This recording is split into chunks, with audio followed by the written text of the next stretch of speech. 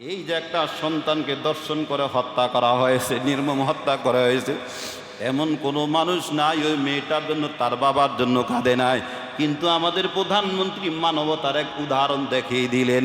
তিনি ওই 10,000 টাকার তারা ফ্লাইটে যায় তাদেরকে সান্ত্বনার বানিয়ে দিলেন, তাদের মাথা হাত বুলিয়ে দিলেন এবং তাদের মাথা তাদেরকে বললেন আগে কিছুই চাই না, আগে ধর্ষকের বিচার চাই। জোরে বলুন ঠিক কিনা, আরো জোরে বলুন ঠিক কিনা।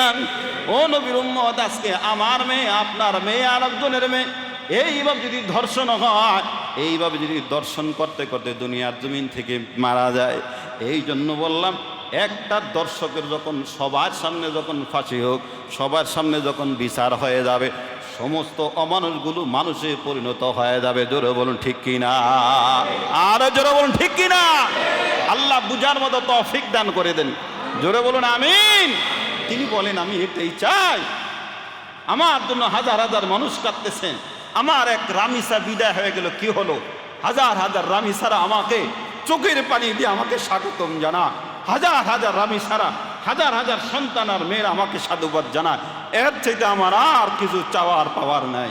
দেখলাম প্রতিটা কথায় দিলের মধ্যে এইভাবে আঘাত করে, মনে হয় যেন কলিজাটা ফেটে যাইতেছে, ফেটে যাইতেছে। প্রতিটা বাবার এইভাবে আঘাত করতেছে। বলে আমার সন্তানের একটা ছবি আমি দেখতে পারতেছি না, কারণ আমার সে সাহস নাই। আল্লাহ আপনাকে আমাকে বুঝার মতো তৌফিক দান করে দেন। জোরে বলুন আমিন।